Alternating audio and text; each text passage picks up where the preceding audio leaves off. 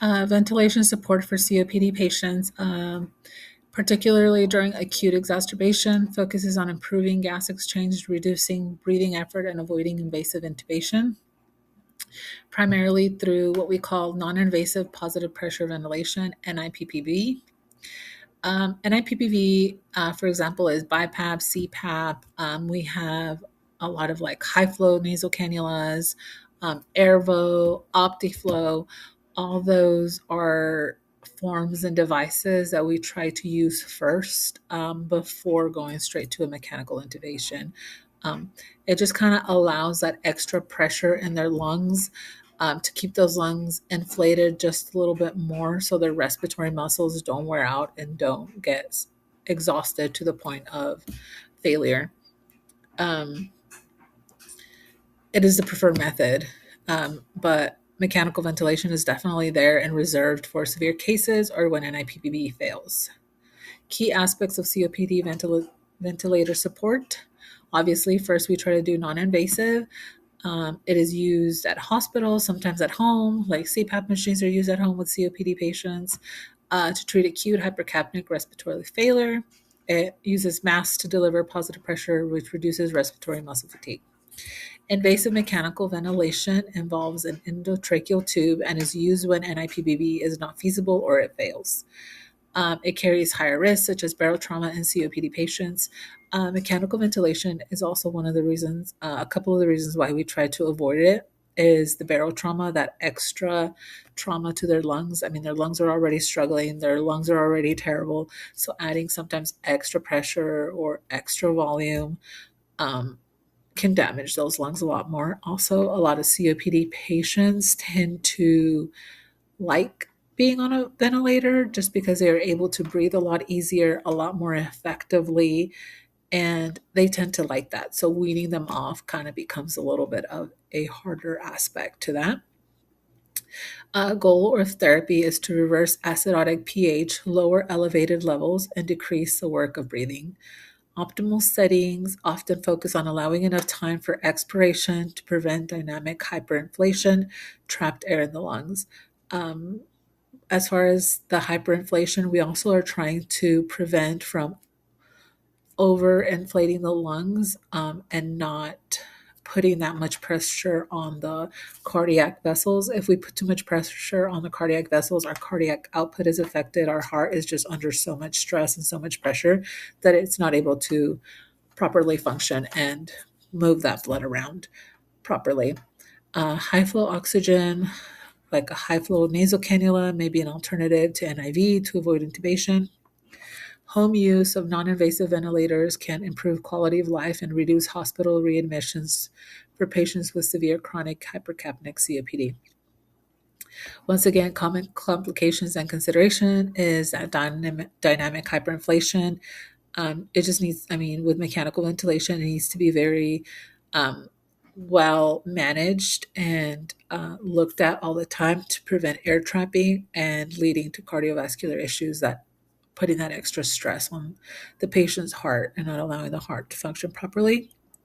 And then ventilator asynchrony. So we have to ensure the ventilator matches the patient's breathing pattern and the patient's needs. Because if it doesn't, its comfort and its effectiveness is not working properly. And then one of our last resorts for patients with COPD is a surgical intervention. Primarily for severe emphysema, aims to improve breathing and quality of life by removing damaged tissue or using valves to reduce lung overinflation.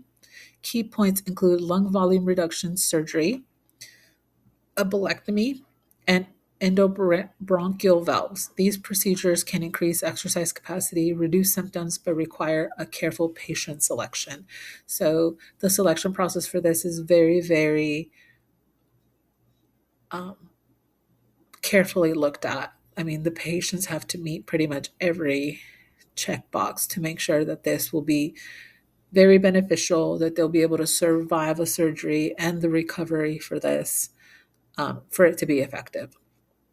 Key surgical options for COPD include lung volume reduction surgery, LVRS, It removes diseased, non functioning, or overinflated tissue, often 30%, to allow the remaining healthier lung tissue to function more effectively.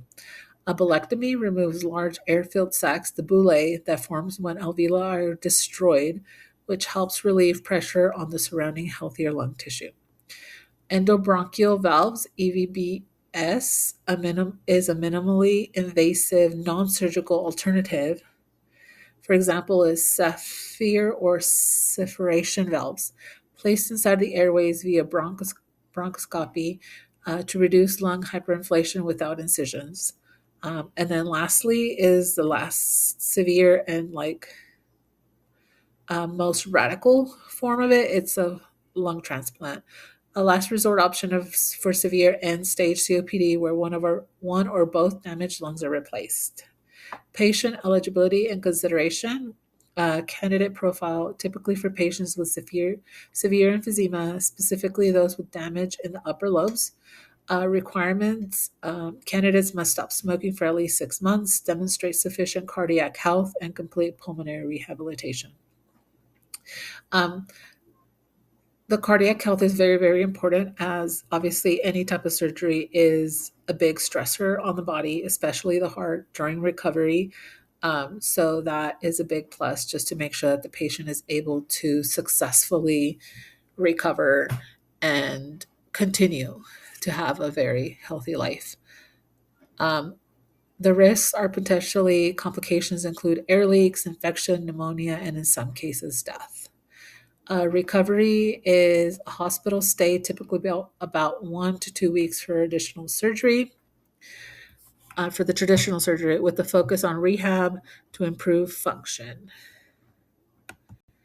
And then these are all my works cited, all the websites that I've used for my presentation. Overall, COPD is a very hard disease on patients. It is very life changing and life altering. Now that I've seen in clinicals, a lot of these patients tend to be anxious, depressed.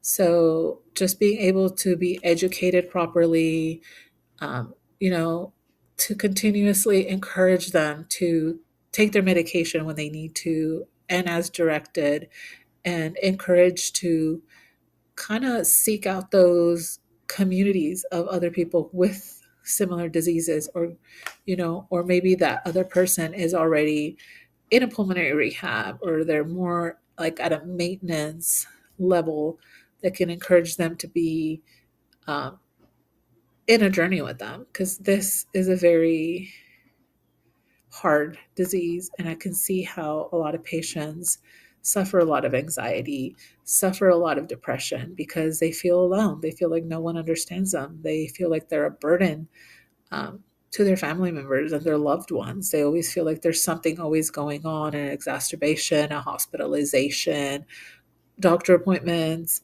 It's a lot to manage, but with the proper care and the proper encouragement, I feel like a lot of these patients can live to have a very successful and very rewarding life.